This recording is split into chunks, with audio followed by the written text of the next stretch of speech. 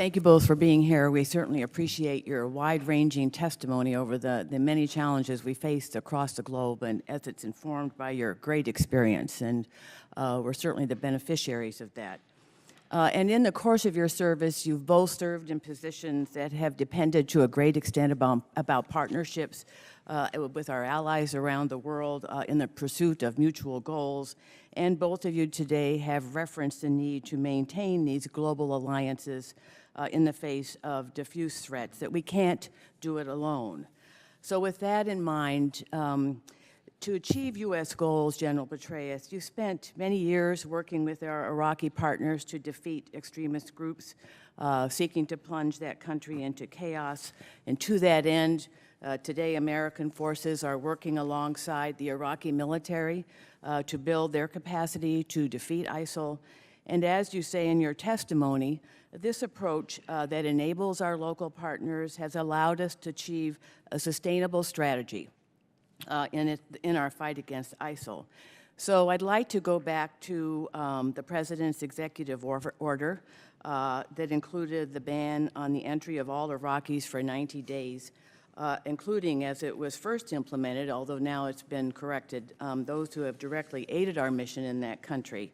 But how might that order confound our two countries' mutual goals in Iraq and the region? And going beyond the individual impact, the general who couldn't come here, the translator who served us so well, barred from entry, my question really is, does it undermine the element of trust that must be key to successfully working together? And on the ground, I do have a concern about our American soldier who is working side by side with an Iraqi counterpart. What does that soldier say to that Iraqi counterpart who wonders why, despite the fact that we're trying to work together, that our newly elected president has enacted this ban?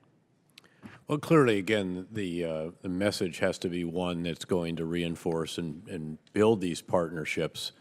And I should also point out, of course, we're not just working with the Iraqis alone. We're working with what I think is now the largest coalition in history. I think the Afghan coalition was the largest, but I think this has actually surpassed it in fighting against the Islamic State. And Churchill was very right on this, as on so many issues, when he said that the only thing worse than fighting with allies is fighting without them. So we need them.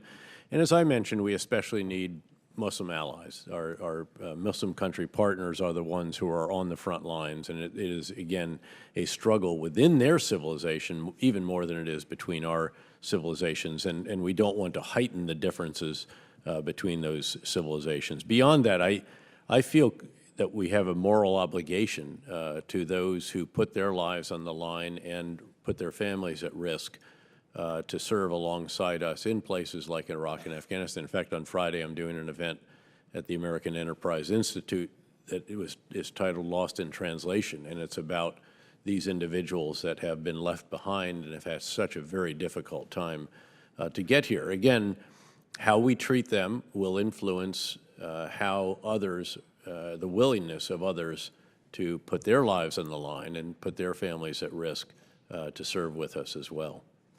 Mr. McLaughlin, would you like to comment at all? I agree with what General Petraeus said. I don't want to take a lot of your time other than to just say, in my old world, the world of intelligence, which General Petraeus has also led, the relationship we have with other intelligence services is extraordinarily important. People sometimes ask me, why don't we do all this stuff ourselves? And when I would have a small intelligence service come into my office from some tiny country, they would always say, oh, you're so big and we're so small.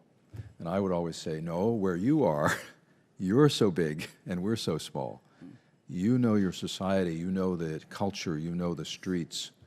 So in this world, globalized world, terrorism, you need a worldwide coalition in the intelligence sphere just as desperately as you do in the military and diplomatic arenas, and I trust we will continue to work for that. And I would say we need to be mindful of not sending conflicting messages in order to maintain the durability of those partnerships so that we can work together to meet the common threats that we share. Thank you, and I yield back.